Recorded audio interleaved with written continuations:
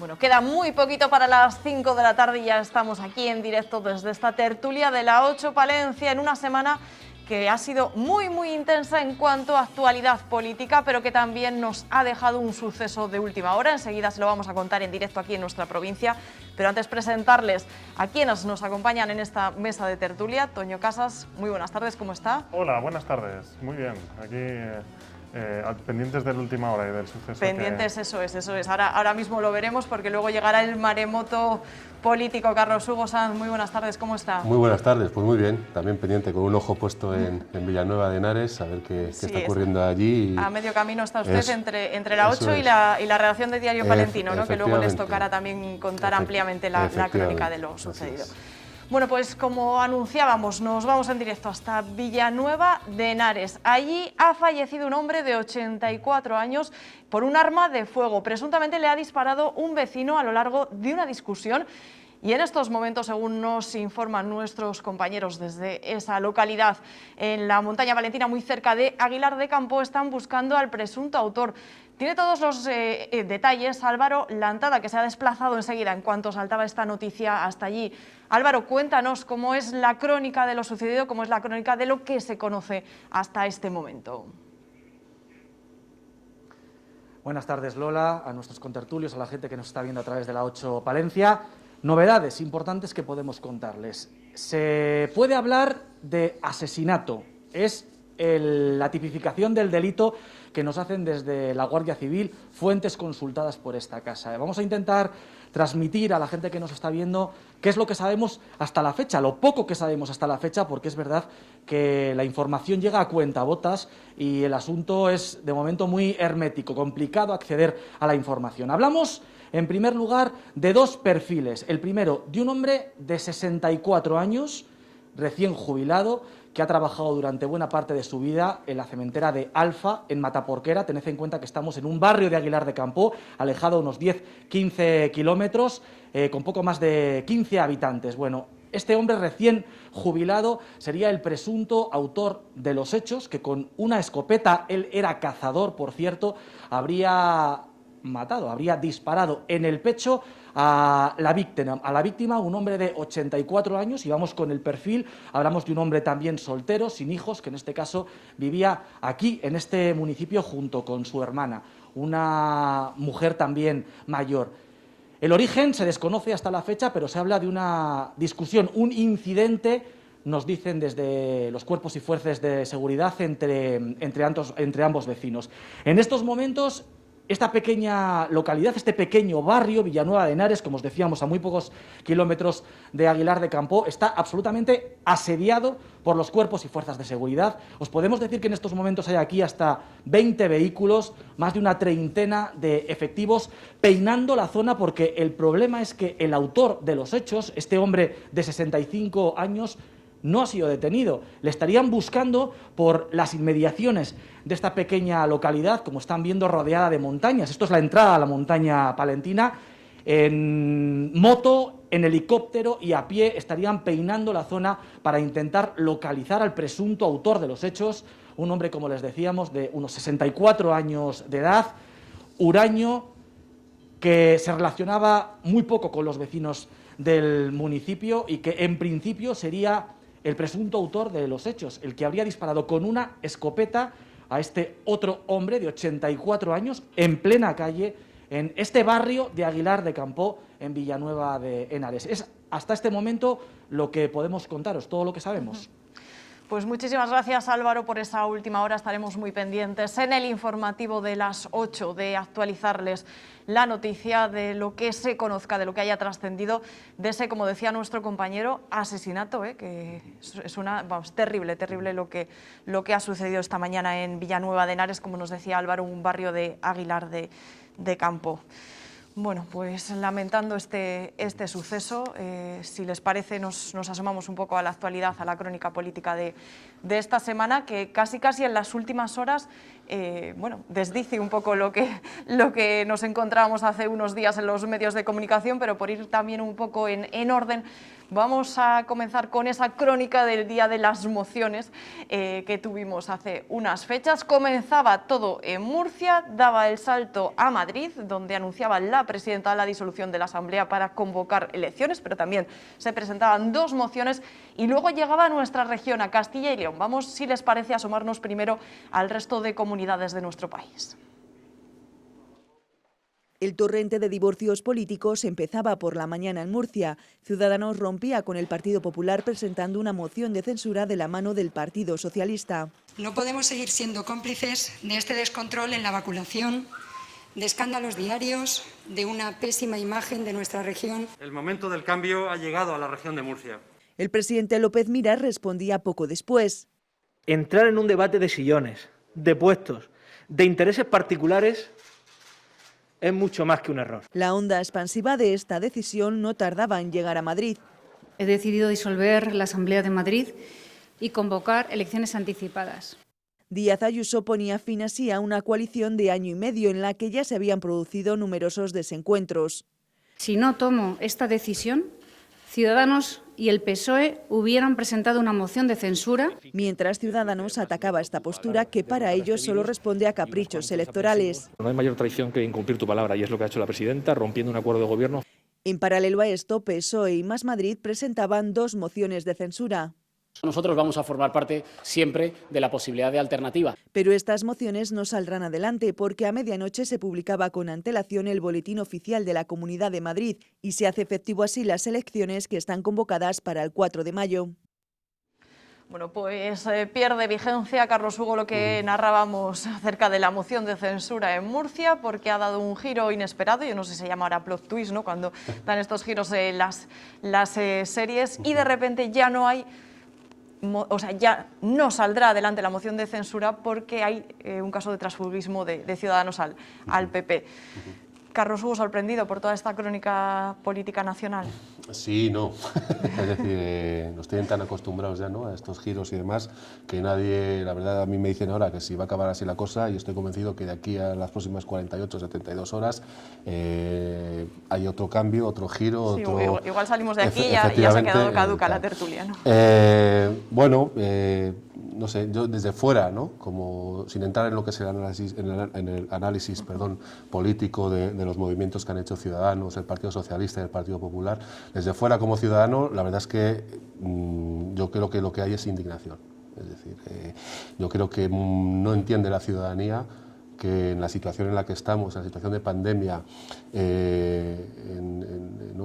con los muertos que llevamos a nuestras espaldas, con la gente que ha enfermado y que se ha recuperado o se ha recuperado con secuelas, con todo lo que supone el coronavirus, los políticos, algunos políticos, estén más pensando en asegurarse su puesto, su pan, su cuota de poder, como quieras llamarlo, que en de verdad solucionar el problema urgente, que es salir cuanto antes de la pandemia, ¿no? Y eso tiene que ser a través de una gestión inteligente de lo que son las políticas, pues, de confinamiento, de cierres y demás, y sobre todo acelerando las vacunas. Entonces, yo he hablado con mucha gente, ¿no?, estos días me ha preguntado, ¿qué pasa? No sé qué tal, y el sentimiento es el mismo, es decir, ¿cómo pueden estar pensando ahora mismo en convocar elecciones, en presentar mociones de censura, en atacarse los unos a otros, en que si ahora estoy en Ciudadanos y ahora me voy al Partido Popular, como ha pasado hoy? Es decir, ¿qué tienen en la cabeza? ¿Estos son los que nos dirigen a los ciudadanos? A estas personas hemos elegido, que en vez de estar preocupados de lo importante, solo piensan en su bienestar, en su... No sé, como ciudadano la verdad es que es una profunda, yo creo que no, insatisfacción, un cabreo y mucho me temo que todavía nos van a dar todavía más motivos para enfadarnos y para cabrearnos en las próximas semanas. En lo político, bueno, pues es una sorpresa, porque ha sido una sorpresa, porque yo creo que nadie se esperaba la ruptura del gobierno de Murcia, ¿no?, y sobre todo luego lo que ha hecho Ayuso en Madrid, pero entra dentro de las posibilidades que había, sobre todo después de las elecciones catalanas, viendo la posibilidad posición debilitada que tenía Ciudadanos, estaba claro que tenía que hacer algo para intentar ganar un poco de presencia, recuperar su no sé si cuota de poder, pero sí por lo menos un papel destacado de cada sociedad. Por lo que sabemos ahora, le va a salir el tiro muy por la culata. En el caso de Madrid, Carlos Hugo, ¿quién cree que podría salir beneficiado de la convocatoria de elecciones? Yo creo que tanto en Madrid como en Cataluña, como en Castilla y León, yo creo que incluso en Andalucía y en el resto de comunidades, el gran beneficiado de todo este circo que se ha montado es Vox. O sea, yo creo que está muy feliz de que le estén dando la razón, es decir, de que ellos, de que ese mensaje, ¿no?, que tienen de que son la alternativa, de que son el partido, bla, bla, bla, bueno, pues ya sabemos, ¿no?, lo que suelen decir, le estén dando precisamente la razón el Partido Popular, el Partido Socialista y Ciudadanos. Así que yo creo que son los grandes beneficiados de todo este quilombo. Toño, ¿usted cómo asistió a este día de emociones? Pues muy frenético. La verdad es que, por lo que me toca también, pues fue un día pues, de mucha contrariedad, porque al principio llegan noticias muy confusas de lo que ocurre en un sitio, de lo que ocurre en otro, enseguida empiezas a recibir llamadas de qué está ocurriendo, pero bueno, esto es un síntoma de que la política no se para bajo ningún concepto. Y lo que yo espero y creo es que la lucha contra la pandemia tampoco se para, es decir, tampoco tenemos por qué alarmarnos, pero sí que es cierto que para el ciudadano de a pie, pues esto no le genera toda la confianza que debería generarle en un momento como el que estamos viviendo, porque hay episodios que ya no es que entren dentro de la normalidad democrática, porque al fin y al cabo presentar una moción de censura forma parte de la normalidad democrática. Es que todo lo que le rodea en ocasiones pues es un poco chusco, ¿no? Y las últimas noticias de las últimas horas en Murcia pues hacen verlo desde un punto de vista mucho más desalentador. El ciudadano tiene que estar tranquilo, yo creo, Carlos Hugo, porque la pandemia o la lucha contra la pandemia no se para a pesar de todo esto, ¿de acuerdo? Lo que pasa es que sí que es cierto que estaríamos mucho más centrados en lo que es importante si hay ciertas actitudes o ciertos episodios que no ocurriesen nunca. Lo mismo que le planteaba Carlos Hugo en el caso de Madrid, ya por dejar atrás a la comunidad vecina y ya centrarnos en Castilla y León. En el caso de Madrid, ¿a quién cree que puede beneficiar ese adelanto electoral? En el caso de Madrid, bueno, el adelanto electoral todavía está un poco... Bueno, confiemos eso, en que salga adelante, no que está recurrido. Yo no sé, hay gente que habla con mucha seguridad de lo que va a ocurrir o de lo que va a decidir el Tribunal Supremo o el Tribunal Constitucional en última instancia, pero ni siquiera los expertos en el asunto son capaces de ponerse de acuerdo. Entonces dependerá mucho de lo que ocurra y de si en realidad si finalmente hay elecciones o si son admitidas a trámite las mociones de censura. Si son admitidas a trámite las mociones de censura, pues se abre otro capítulo que tampoco va a ser de muchas certezas en un principio, ¿no? Y lógicamente unas elecciones tampoco son certezas. Lo que sí que estoy de acuerdo con Carlos Hugo es que en ciertas actitudes, como digo, que acompañan al funcionamiento democrático de las instituciones, porque repito que una moción de censura es funcionamiento normal de las instituciones, pero todo lo que le acompaña, a veces el circo mediático que se monta alrededor de ello, pues eso juega en contra de la política, juega en contra del crédito de la política. Y todo lo que vaya en contra de la política pues va a favor de la antipolítica. Y pues la antipolítica en este país pues está claro quién la representa ahora mismo. Entonces en eso pues sí que puedo coincidir en parte con Carlos, porque bueno, pues la gente al final termina un poco hartándose de algunas cosas. Hombre, en el caso de Madrid, de no haber elecciones, le puede haber salido muy mal, ¿no?, a la presidenta de la comunidad después del desplante a Ciudadanos o de la desconfianza. Quizá le saldría mal, ¿no?, si tiene que someterse a una moción de censura. Yo creo que tiene más posibilidades de que le salga mal si se presenta si hay elecciones que si acuerda una moción de censura con el resto de grupos, sobre todo con el PSOE y con Más Madrid, porque, claro, ir a consultar al ciudadano siempre tiene un porcentaje de incertidumbre muy amplio. Entonces no sabemos qué resultados va a obtener, y si miramos a lo que ha pasado en Cataluña y lo que ha pasado en las últimas elecciones, la tendencia en el voto a Ciudadanos está a la baja. O sea, es decir, que a lo mejor se lleva una sorpresa y desaparece de la Asamblea de Madrid. Es decir, casi tiene más posibilidades de tener un puesto asegurado, por decirlo de alguna forma, negociando un apoyo, o sea, una de las mociones presentadas, me imagino que será la del PSOE, creo yo, vamos, que recurriendo a las elecciones. Las elecciones yo creo que son unas malas noticias para Ciudadanos, pero aún así es que, claro, es decir, todo lo que teníamos pensado, todo lo que teníamos planificado hasta esta mañana valía, pero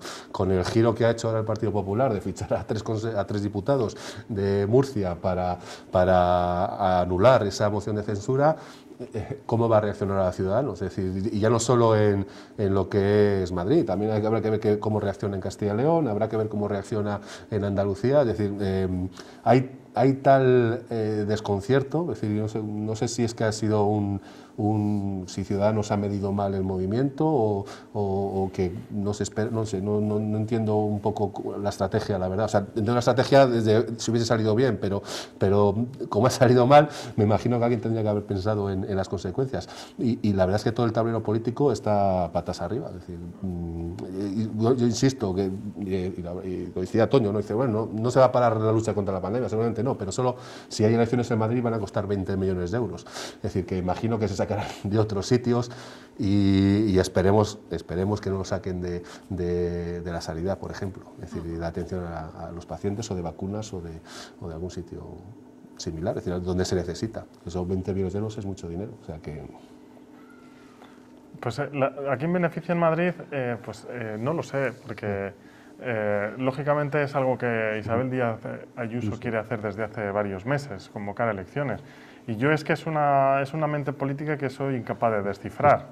Entonces no sé qué es lo que le viene bien o no le viene bien. A bote pronto, ¿qué puede ocurrir? Pues que se vea obligada a pactar solamente con Vox, lo cual para mí me parece una mala noticia para la política y para los madrileños. Lo que yo no sé si a ella le parece una buena noticia o no le parece una buena noticia. Creo que no lo es para Pablo Casado el cerrarse las vías de pacto tanto, además hacia un extremo que genera tanta desconfianza en muchísima gente. Entonces está por ver lo que ocurre. El caso es que lo que se ha cerrado es una vía, yo creo que para el Partido Popular, aunque repito que de hoy a mañana cambia todo muchísimo, que es la de pactar con un partido que nació precisamente para hacer de partido bisagra. Yo personalmente creo que hace 2 años, en las elecciones autonómicas y en las elecciones generales, la ciudadanía les votó a Ciudadanos precisamente para eso, para generar cambios. Generaron un cambio en Andalucía y, bueno, pues puede quien esté más de acuerdo o menos de acuerdo, pero entraba a formar parte de una lógica que se habían impuesto en ese momento. Pero bueno, esa misma lógica luego no valía para Madrid, no valía para Castilla y León, no valía para la ciudad de Palencia o no valía para Murcia y para muchos otros sitios. Entonces, quizá la estrategia de Ciudadanos no empieza a fallar ahora. La estrategia de Ciudadanos empezó a fallar con Albert Rivera hace 2 años. Ahora yo creo que están a tiempo de rectificar y de serenarse. Es decir, este tiro en Murcia, pues yo creo que no tiene que ser muy fácil para Ciudadanos lo que les ha pasado a mediodía, que pues, a 3 tránsfugas se han ido por una iluminación como Saulo que se cayó del caballo, y de repente lo que firmaron ayer, pues hoy les parece un poquito peor, pero qué casualidad que es a cambio de una consejería, ¿no? Entonces, pues todo esto pues entra a formar parte del circo al que me refería, que no le beneficia a Ciudadanos y tampoco le beneficia a la política.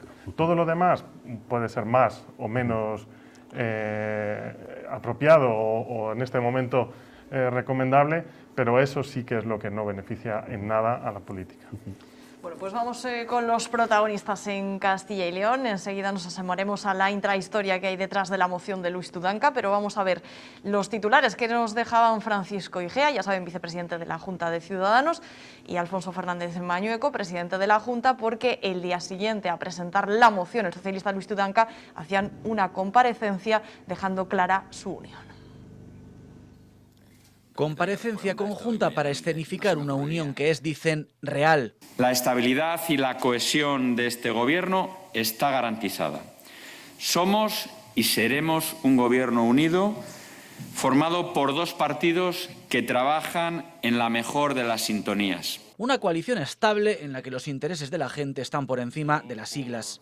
En política, uno no se define por con quién pacta, se define por lo que pacta, por sus políticas. Un gobierno, en estos tiempos complicados, con una prioridad. Mi única preocupación en estos momentos son las personas de Castilla y León. Proteger su vida y su salud, facilitar la recuperación económica y también apostar claramente por la modernización, por la transformación de Castilla y León. Ciudadanos no teme que desde Madrid se esté orquestando una estrategia que pueda derivar en un cambio de gobierno en la Comunidad de Castilla y León y pone la mano en el fuego por todos y cada uno de sus representantes en las Cortes regionales. Yo tengo la absoluta confianza y a la gente que se presentó con nosotros a las elecciones, yo estoy convencido, absolutamente convencido, de que el señor Tudanca va a tener que dar muchas explicaciones a los ciudadanos de Castilla y León cuando vean que todas sus afirmaciones de estos días carecen del mínimo rigor. Ambos aseguran que la convocatoria de elecciones en ningún momento estuvo sobre la mesa. Su objetivo, seguir trabajando en la consecución de unos objetivos que buscan conseguir una Castilla y León mejor. Bueno, pues vamos con la intrahistoria de esta moción. Hace menos de un mes, el 20 de febrero, Luis Tudanca abría la ventana para pedir una reflexión a Ciudadanos, al grupo de Ciudadanos en Castilla y León. Y no fue hasta el 1 de marzo cuando afirmó que esa moción de censura podía prosperar. Todo ha acabado desembocando, a pesar de no tener el apoyo explícito, como han escuchado, ni mucho menos de Ciudadanos, acabó desembocando en la presentación de esta moción. Es la primera moción que se presenta en la historia del Ejecutivo de nuestra comunidad.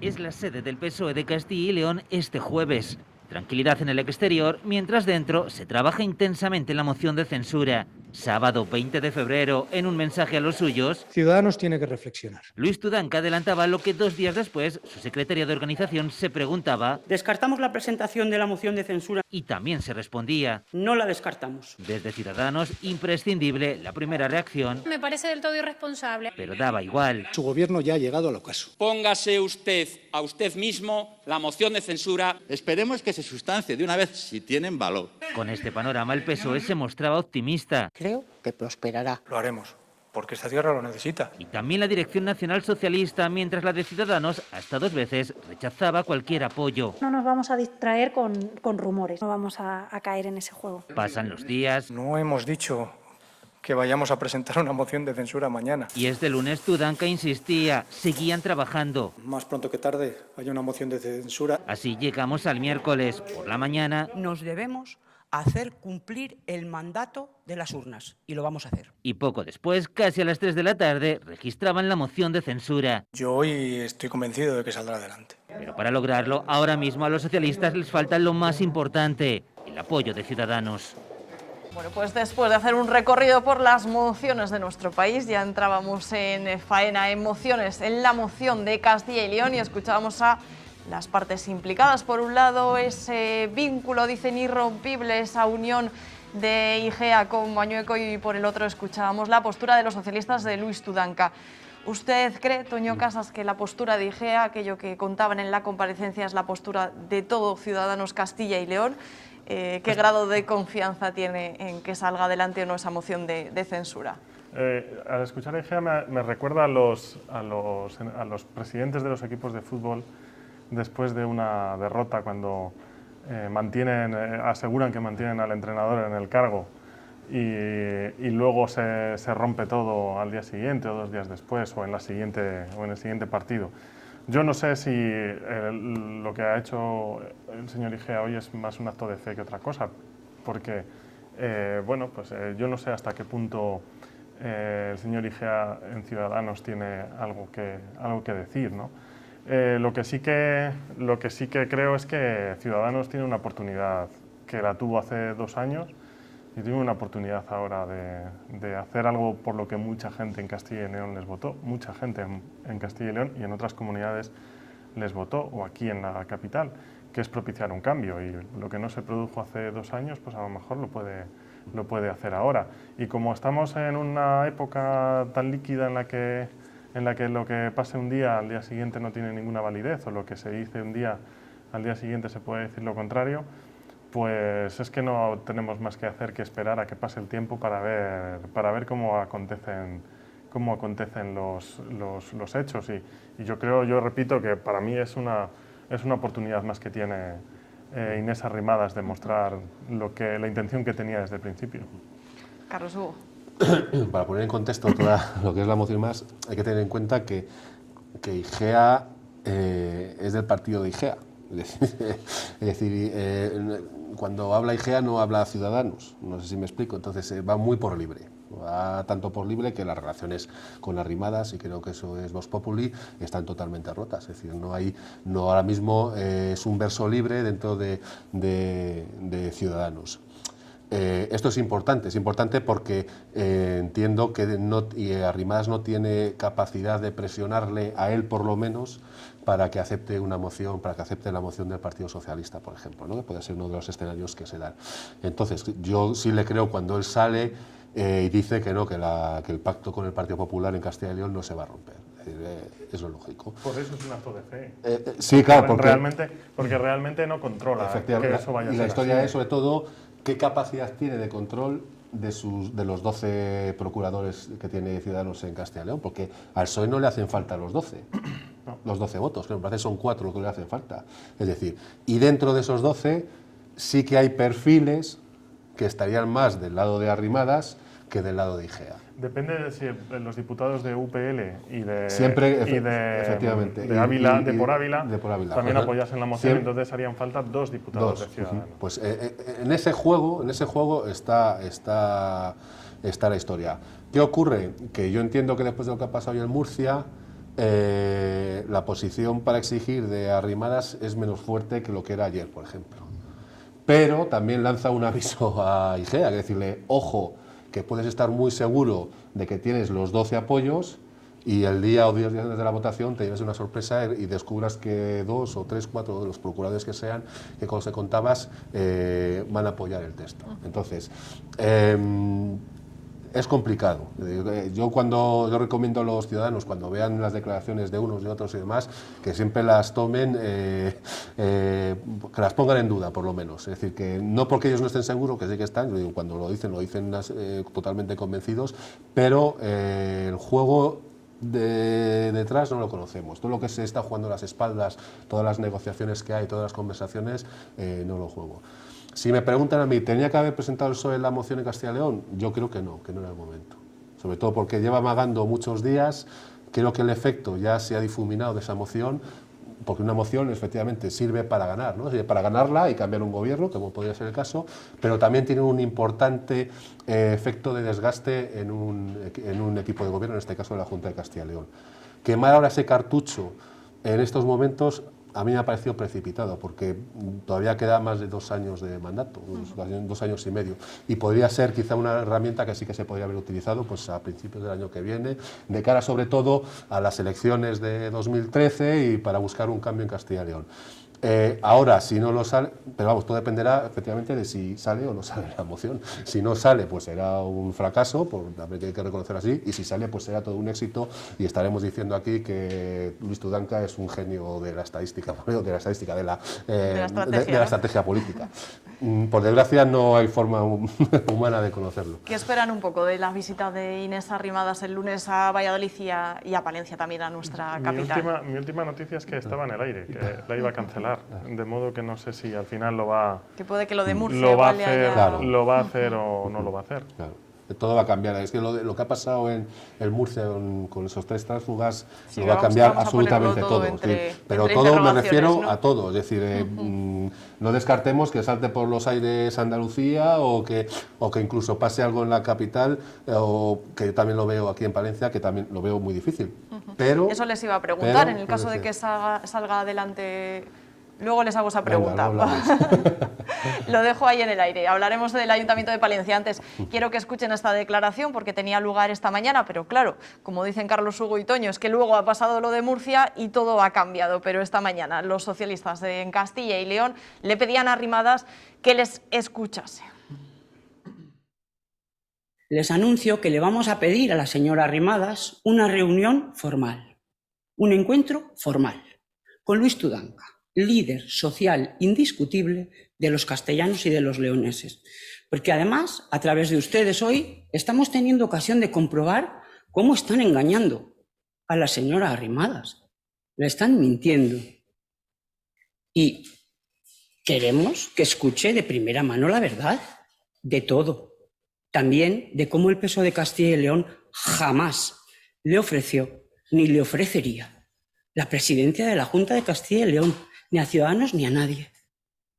Bueno, pues habrá que ver qué ocurre finalmente con la agenda de Inés Arrimadas, habrá que ver si viene hasta aquí o no, o si escucha o no al Partido Socialista de Castilla y León. Toño, en estos días puede pasar... Más que escuchar al Partido Socialista de Castilla y León, lo que tiene que hacer es darse una vuelta por cualquier ciudad de Castilla y León, cualquier capital o cualquier pueblo, y escuchar a la gente. Es que por primera vez en muchos años en esta comunidad yo oigo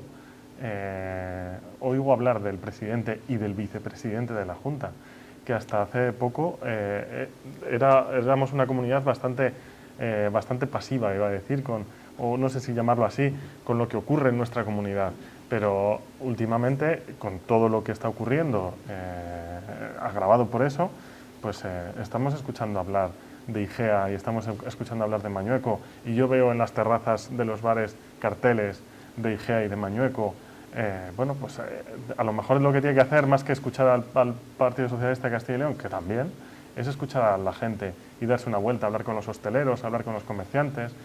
Igual si viene a Palencia puede ver cómo está la calle Mayor y darse cuenta de que para lo que iba a servir el voto de Ciudadanos hace 2 años, que era para propiciar un cambio, pues se ha quedado en un estancamiento absoluto, y eso ocurre en Castilla y León, ocurre en la ciudad de Palencia, y a lo mejor es lo que tenía que hacer, venir y verlo, y ver de primera mano, tomar el pulso de primera mano a la necesidad que hay o no de presentar una moción de censura y de aprobar una moción de censura en esta comunidad. Bueno, pues decía antes Carlos Hugo, una vez cerrado el capítulo Arrimadas, que veía muy complicado que el pacto de gobierno del Ayuntamiento Ciudadanos-PP, o PP-Ciudadanos más bien, por el número de concejales, se viese afectado, ¿no? Ocurra lo que ocurra en la Junta. Es que el equipo de gobierno del Partido Popular y de Ciudadanos aquí en la capital nace con los pies de barro.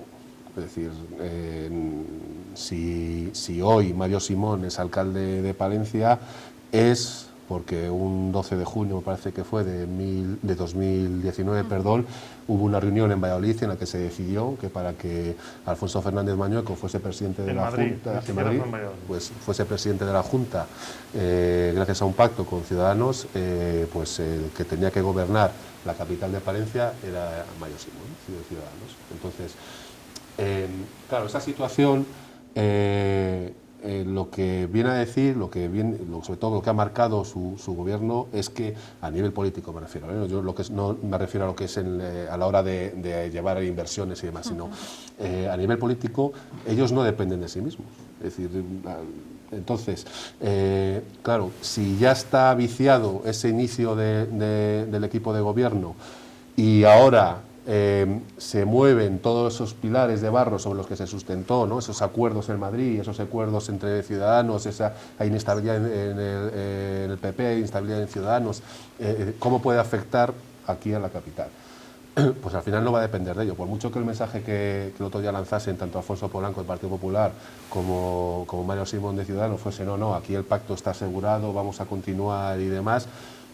Yo no es que lo ponga en duda, porque me consta que la relación es buena y que un acuerdo entre Ciudadanos y el Partido Socialista yo lo veía complicado, sobre todo ahora, ¿no? Que las relaciones entre los dos grupos no son nada buenas, pero claro, si no depende de ellos, Es decir, ¿quién no le dice quién no dice que vaya a llamar a Arrimadas y diga no, mira, hay que cambiar esta tal, y a partir de ahora, con lo que nos han hecho en Murcia, lo que nos han hecho en Madrid, el Partido Popular no puede seguir en nuestro equipo, hay que buscar una alternativa tal, y hasta qué punto ellos están dispuestos a aceptar. Esta es otra. Que no cerramos el capítulo Arrimadas, porque se acercaba mi compañera Alba con toda la cautela del mundo a informarme un poco de la última hora, que es que se suspende finalmente esa reunión entre Mañueco y Arrimadas. Por lo tanto, eso, lo de Murcia pues ha trastocado agendas y todos los pronósticos posibles. La primera es por la propia naturaleza que la moción de censura o la figura de la moción de censura tiene en un ayuntamiento. En un parlamento, un grupo con un número mínimo de diputados puede presentar una moción de censura. Lo vimos hace unos meses que Vox presentó una moción de censura en el Congreso de los Diputados con 50 parlamentarios. Pero en un ayuntamiento se necesita la mayoría absoluta de los concejales para presentar una moción de censura, es decir, no se puede presentar si no está la firma de 13 en Palencia. Entonces, ese es lo primero que hay que saber. Que tenemos el ejemplo de Más Madrid, ¿no? Ahí más cercano. Está descartada de primeras porque no se puede proponer si no hay una mayoría para que lo firmen.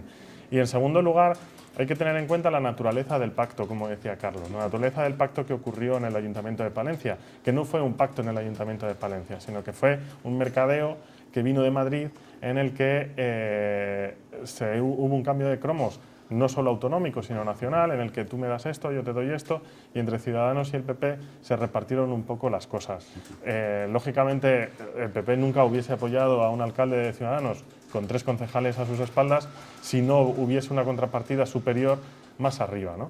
Entonces, si prosperase una moción de censura en Castilla y León, por ponernos en esa hipótesis, pues habría que preguntarse 2 cosas. En primer lugar, si el alcalde quiere seguir siendo alcalde en esas condiciones, y en segundo lugar, si el PP seguiría apoyando a un alcalde que le ha quitado el apoyo donde nace ese pacto, porque recordemos que el pacto no nace aquí, es un pacto, se puede decir que es un pacto antinatura el que nace aquí. Entonces, hay esos 2 condicionantes, pero tampoco hay muchas más soluciones que no pasan por una moción de censura en un ayuntamiento.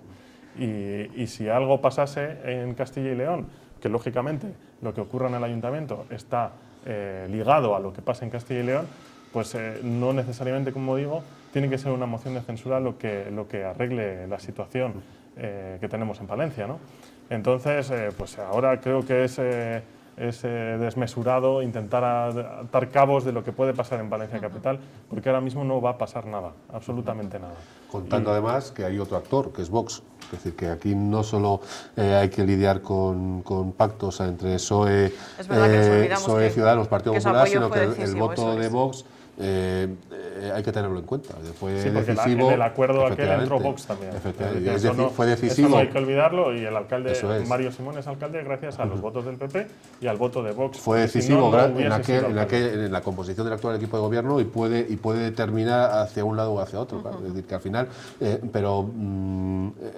insistimos, es decir, que puede pasar cualquier cosa, y más después de lo de... Pero fijaos lo curioso que hace años, sobre todo cuando se vivían otros tiempos diferentes, digamos, en la política, en la que lo primero que se esgrimía, sobre todo por parte del Partido Popular, era quién era la fuerza más votada, ¿vale?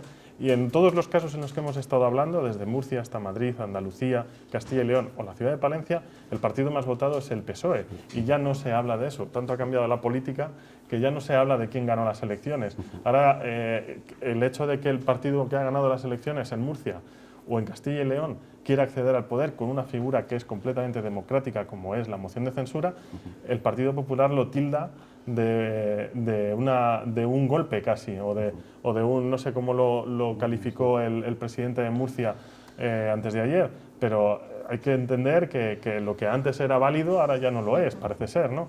Y que es totalmente legítimo que cualquiera, mediante modos democráticos, quiera acceder a presidir la Junta de Castilla y León, el gobierno de la región de Murcia o el de la Comunidad de Madrid, porque así era un mandato de los ciudadanos al principio. Y lógicamente es alcalde, es presidente quien tiene una mayoría para hacerlo dentro del Parlamento o del Pleno del Ayuntamiento. pero no es un golpe a la democracia ni nada por el estilo como a veces se quiere hacer ver. Más cuando aquí en la provincia ha habido mociones de censura que han desbancado. Efectivamente. Pero más de eso, es que hay una inmadurez, yo creo que total, en los partidos políticos a la hora de establecer alianzas para llevar a cabo programas electorales en beneficio de la ciudadanía. Es decir, esto no ocurre en Alemania. Es decir, por ejemplo, que siempre ponemos de ejemplo a Alemania, pero no pasa. Es decir, cuesta mucho que dos partidos se pongan de acuerdo y trabajen en un proyecto político común en beneficio de los ciudadanos. Y yo creo que al final el problema es que no trabajan en beneficio de los ciudadanos, sino que trabajan en su propio beneficio. Y por eso esos acuerdos estallan. Entonces, habrá que replantearse, ¿no? Habrá que plantearse cómo está la política para que tengamos que soportar todo lo que los ciudadanos estamos soportando estos años, que yo creo que desde 2012, yo creo que fue cuando estalló la crisis económica sobre todo y demás, yo creo que ahí es cuando se pervirtió el sistema político español y hay semejante caos que, bueno, es que soy muy partidario de una reforma de la ley electoral, pero bueno, que el que sea candidato, el que sea elegido, responda ante los ciudadanos, ¿no? Y no el sistema ahora que cubre a través del partido, ¿no? También del partido cubre las responsabilidades y exime las responsabilidades. Y yo creo que es la única solución, porque viendo lo que hay, yo no veo un futuro, es decir, ni siquiera unas elecciones en 2013 van a cambiar, o en 2000, cuando sean, en 2013, en 2010, o en 2013, no, perdón, en 2023, en 2020, me da igual, no van a cambiar la situación, porque lo que falla es el engranaje de cómo está la política acaparando el poder en beneficio propio y no en el de los ciudadanos. Toño, ¿algo más para cerrar el capítulo de emociones? Yo no soy tan tremendista como Carlos, lógicamente. Yo sí que echo de menos cierta moderación en la política. Yo me considero moderado en la forma de hacer política. Y la moderación no es otra cosa que el resolver un conflicto social y económico y político que se genera en la sociedad por las distintas formas que tenemos de pensar cada uno, mediante el acuerdo y el no dar por bueno, o el dar por bueno, mejor dicho, lo que no te satisface plenamente. Entonces, digamos que eso es lo que se ha perdido. Hay una política a demasiado corto plazo como para grandes empresas. Pues si les parece, hablamos ahora de la Semana Santa, porque ya llevamos bastante tiempo, bastantes días, casi desde que finalizaron las Navidades, hablando del próximo festivo, que iba a ser aquí, por lo menos en nuestra región, la Semana Santa, y cómo lo iban a plantear los políticos para no repetir las consecuencias de las Navidades. Pues bien, como saben, se ha acordado el cierre perimetral de todas las comunidades, a excepción de las islas de Baleares y de Canarias, por su situación positiva. Esto va a ocurrir también en el puente de San José, en aquellas comunidades que disfrutan de ese puente. Madrid, bueno, como siempre, un poco es el verso libre e insiste en que no lo va a cumplir. El toque de queda pues puede ser como máximo entre las 11 de la noche y las 6 de la madrugada. Aquí en Castilla y León se va a mantener entre las 10 y las 6. Las reuniones, aquí tampoco habrá cambios, de 6 personas en las terrazas y de 4 en los domicilios, y también en el, bueno, pues para dar un paseo, ¿no? Una reunión exterior que no sea en una terraza. ¿Han hecho bien? ¿Creen que hemos aprendido de lo ocurrido en Navidades? ¿Hemos hecho bien en blindarnos, Carlos Hugo? Yo creo que no. Es decir, no que no han aprendido, sino que se insiste siempre en el mismo sistema, que yo creo que es el que da resultados, pero da resultados a lo tremendo. Es decir, voy a ver si me explico. Yo tengo muy claro, por lo menos por lo que dicen los expertos, que la única forma de controlar el virus es reduciendo la movilidad y reduciendo las reuniones sociales. Es decir, eso. Entonces, ¿por qué apuestan el gobierno, por qué apuestan las autonomías? Bueno, pues por lo sencillo, que es confinar, que está bien, y por cerrar los establecimientos hosteleros. Ahora lo han abierto porque parece que ha bajado y demás. Estoy convencido de que si sube otra vez la incidencia, como ya está subiendo, que llevamos ya 2 días que está subiendo la incidencia en Palencia, volverán a cerrar la hostelería. Pero porque es, entre comillas, lo fácil. Es decir, la solución fácil es cerrar aquello donde hay mayor concentración de gente. ¿Qué pasa? Que una política, yo creo que una política eficaz no solo sería cerrar hostelería, sería cerrar centros comerciales, es decir, cerrar todos los sitios donde de verdad hay una reunión de gente y darles ayudas, que es la parte que volvemos otra vez a fallar. Es decir, yo, por mucho que me lo expliquen, por mucho que se justifiquen, no entiendo que tú puedas obligar a un señor que tiene un bar, pero me da igual un bar o un restaurante o un hotel, lo que sea, o un establecimiento, que lo obligas a cerrar y que no le compenses por ello. Sí, yo no lo entiendo y no entiendo en qué cabeza cabe que una y otra vez sigan cometiendo el mismo error. Entonces, las medidas, pues bien, claro, están bien ahora que baja. Es decir, confinamos, cerramos y limitamos los contactos, pero contactos va a haber y movimiento va a haber porque muchos estudiantes regresarán a sus lugares de origen a pasar unos días con la familia, lógicamente. ¿Qué ocurrirá en 15 días? Que se volverá otra vez a disparar la cifra de contagios. Espero que menos, porque ya hay parte de la población vacunada, pero otra vez volveremos un paso atrás, es decir, volveremos a cerrar la hostelería, volveremos a cerrar, a limitar el horario en la calle, volveremos a hacer... Y siempre es un mecanismo que ya lo hemos asumido como que es lo mejor, que yo creo que debería de repensarse, pero que creo que ya es tarde, es decir, que ya vamos a estar en ese juego de abro, permito, cierro y prohíbo y tal. Y mientras tanto, que es lo grave, es decir, sin una ayuda, esperemos que ahora lleguen con lo que se ha aprobado el Gobierno, los 7.000 millones, más las ayudas que ha comprometido la Junta de Castilla y León, que ya está dando, más lo que aporta el Ayuntamiento, que se palíe un poco, pero eso en algún momento tiene que fracturar la rueda, porque la gente está muy cansada y está muy harta. Es decir, está hasta las narices de tener que estar en casa, de tener que estar encerrado, de no poder abrir sus negocios, de no tener dinero para pagar deudas, está muy cansada. Pero ese es el sistema que tenemos. Es decir, sí, está bien, pero podría estar mejor. Y yo lo que quiero pedir a mis gobernantes es que por favor piensen algo mejor. ¿Le parece mejor la fórmula que se lleva a cabo en Madrid, que no se ha cerrado la hostelería? Yo entiendo a Madrid, que en Madrid dice, hombre, si yo tengo que limitar las concentraciones de gente y me obligas a cerrar los bares, pero tengo el metro, tengo 7 millones de personas andando todos los días por las calles y demás, que cierre o que no cierre la hostelería, tampoco me va a suponer un porcentaje de mejora en los casos muy importante, y así se ha demostrado. Es decir, Madrid es cierto que ahora está por encima, pero también ha estado por debajo por debajo de la incidencia. Por lo tanto, claro, es decir, si tengo aeropuertos, si tengo metro en el que todos los días se mueven en sitios cerrados no sé cuántos miles de personas, si tengo gente en las calles, si tengo gente en empresas, si tengo tal, cerrar la hostelería pues tampoco tiene mucho sentido.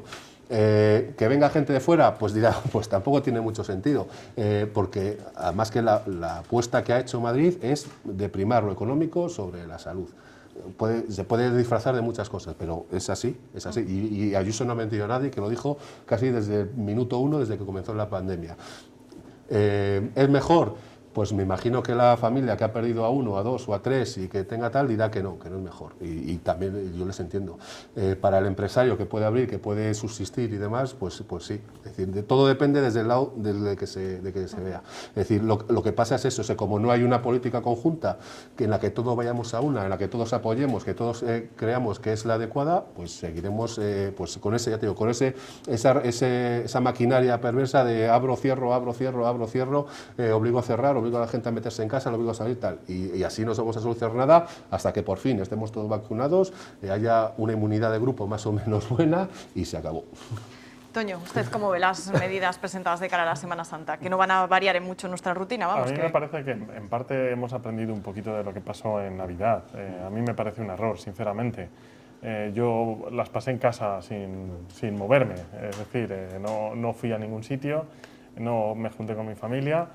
Y a la vez vi a mucha gente que sí que lo hacía, es decir, a mí me parece muy respetable que estaba permitido, entonces es muy respetable que cada uno haga lo que quiera, pero eso que se tradujo a posteriori pues en un repunte bastante importante de casos, de muertos, de colapso en las UBIs en todas las comunidades autónomas, unas más que otras, y eso nos obligó pues a tomar medidas drásticas. Entonces, lo difícil de todo esto, y además ha sido lo difícil desde el principio, es conjugar los dos polos, el saber dónde está el término medio, entre la salud y la economía, como decía Carlos. Ha habido países que han optado por la salud. Todos los países de nuestro entorno no ves un bar abierto en París, ni en Londres, ni en Berlín, ni en Copenhague, salvo en Estocolmo, que decidieron desde el primer momento abrir como si no pasase nada, pero en el resto es muy difícil ver un bar abierto o ver una tienda abierta más allá de las 6 de la tarde, etcétera, etcétera. Aquí pues funcionamos a golpe de cifra, no ni siquiera de expectativa, porque hay maneras científicas de medir lo que va a ocurrir. El análisis de aguas residuales es un indicador de lo que va a ocurrir en los próximos días. Entonces no hacemos caso de eso, sino que hacemos caso de cuando ya el hospital está a reventar y ya no nos queda otro remedio, que ya lo estamos viendo y lo estamos palpando, que a lo mejor hay que cerrar un bar. Bueno, pues a lo mejor hay que ponerse a actuar antes y no hacer unas medidas o dejar unas medidas muy laxas cuando las cosas están bien, ni cerrarlo todo cuando las cosas están mal. Yo creo que tiene que haber un término medio al que no hemos llegado. Y como al final aquí cada uno aprovecha para hacer su populismo, y es el caso de Isabel Díaz Ayuso, en el que quizá los datos también de la Comunidad de Madrid habría que cogerlos con pinzas, porque cada uno se puede llevar el ascua a su sardina y dar los datos que le salgan de donde quiera. Entonces, pues para justificar esa actitud o para justificar esas no medidas, pues lo hace con datos que a lo mejor no son los más certeros. Y también me parece que en la Comunidad de Madrid Isabel Díaz Ayuso tiene una actitud muy insolidaria con el resto de España, porque yo es que oigo algunas cosas que no doy crédito. Lo de que hay más contagios porque estamos todos encerrados en Madrid, bueno, hay sitio en Madrid, hay más densidad de población que en Palencia, lógicamente, pero hay sitio para todos en Madrid y la gente se puede quedar en su casa en Madrid también y pueden tener cuidado y solamente ir a las terrazas, etcétera, etcétera. No hace falta que salgan para que no contagies a otro de Madrid, pero sí que contagies a uno de Segovia, ¿no? O a uno de Valencia. Entonces, me parece una actitud muy insolidaria. Además, yo no sé si también están equivocados todos los países de nuestro entorno o muchos estados en Estados Unidos, donde los bares y los establecimientos cierran primando precisamente la salud. Entonces, me parece cierran porque hay un gobierno detrás, el que sea, que les dice, aquí os ayudamos nosotros. Aquí, el problema de esto es que, no, cerrad y os buscáis la vida. En eso te doy la razón que quizá las ayudas han tardado un poco en llegar. Pero quien toma la decisión, en Castilla y León, por ejemplo, quien toma la decisión de cerrar los bares no es el gobierno de España. Quien toma la decisión es la Junta de Castilla y León. Y la Junta de Castilla y León ha recibido dinero para gestionar la pandemia.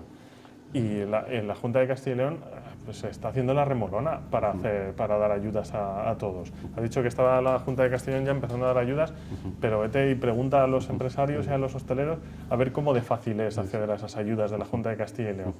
Pues sí, eres tú el que tienes la responsabilidad de cerrar. Entonces, eres tú el que tienes la responsabilidad de compensarlo. ¿Que tiene que haber más ayuda? Sí, yo creo que sí. Y los 11.000 millones que hemos visto que llegan a partir de mañana, a partir de hoy, que se han aprobado hoy en el Consejo de Ministros, pues es una buena noticia para todos. Para algunos le llegará tarde, tristemente, sí, a algunos le llegará tarde, pero es algo que va a paliar mucho la situación de muchos empresarios, muchos pequeños comerciantes u hosteleros de todas las ciudades de España. Pero bueno, yo creo que hay que ser un poco solidario también en todo esto. Solidario, no económico ya, sino sanitario. Solidario sanitario. Bueno, pues finalizamos estos últimos minutos que nos quedan y nos asomamos a ver un tuit, a ver si les parece que tiene algo de especial este tuit que están viendo en pantalla. Bueno, pues lo que tiene de especial es que es el primer tuit del fundador de Twitter y bueno, pues está realizando una subasta, quiere sacar 2,5 millones de dólares del primer mensaje, como decimos, que publicaba en la plataforma. Y el dinero recaudado va destinado a una organización benéfica que lucha contra la COVID-19 en África. Todo con criptomonedas, además, esta subasta. A mí, no sé lo que opinarán ustedes, me parece algo increíble, pagar dinero en algo intangible, bueno, también con dinero, también intangible, pero bueno, el caso es que estás perdiendo muchísimo, muchísimo dinero. Si se ve usted en la circunstancia de tener tantísimo dinero como para poder participar en esta subasta, ¿se haría con un tuit? ¿Sería así de...? Pero es que además no entiendo, es decir, cómo se posee un tuit, es la clave, tipo, yo puedo comprar algo y puedo pagar 2,5 millones si los mejor tengo. Comprar un abrazo, pero ¿no? Claro, por lo menos pero tienes un tuit, es decir, ¿qué aporta, qué valor tiene, cómo se puede comerciar con él, y cómo te lo dan, además. Claro, cómo se revalora. No entiendo. Yo tampoco me ha quedado muy claro. Yo para mí tengo un disco firmado por Rosendo en casa, que para mí tiene mucho más valor que este tuit. Eso es algo tangible, por lo menos. Porque lo veo y sé que ha sido él, pero esto yo no tengo la... Quizás porque vivimos en un mundo de redes sociales donde hay demasiadas cosas que apreciamos que no son verdad, y este será de las cosas que no son verdad. Entonces, ese culto a lo intangible, y además de Twitter, que yo me borré de Twitter hace ya... bueno, es verdad, Carlos. Hace años, ya dije, aquí os quedáis, que no os aguanto más. Igual nos ha pillado mayores esta subasta, ¿no? Somos de otra generación. Sí que es muy interesante, porque, bueno, pues yo sigo, el otro día, ¿no? He hecho muy famosa la entrevista a Ibai, ¿no? El caster tal y demás, ¿no? Y entonces yo le sigo desde hace un tiempo y entra en Twitch y demás, y tú ves ahora el ocio de los chavales, y es conectarse a ese canal, y los chavales, pues de 10, 12, 13, 14 años, pagan dinero, pagan 5 euros al mes para poder comentar en el canal que él va hablando y que va retransmitiendo. Es decir, pagan 5 euros al mes, que te decías, decir, como 5 euros, yo cuando era chaval, pues te lo gastabas en chuches o en la pistis o lo que sea. Además, pero en 5 euros para poder mandarle mensajitos a uno, pues claro, se gasta el dinero ahí en desbloquear juegos, claro, online, efectivamente, pero dices, bueno, pero es que es otra generación, es decir, es otra forma de ocio, otra forma de entretenerse que no vamos a comprender, pero que por mucho que nos sorprenda, está ahí ya. Bueno, pues habrá que hacerse con alguna criptomoneda por si acaso nos pilla el futuro sin dinero. Toño, Carlos Hugo, ha sido un placer tenerles aquí esta tarde en directo y en la 8. Y nada, recordarles esa noticia que nos contaba nuestro compañero Álvaro Lantada, ese lamentable asesinato en el norte de nuestra provincia. Les acercaremos la crónica también en directo a las 8 en los informativos. Gracias por estar ahí, que tengan muy buen fin de semana.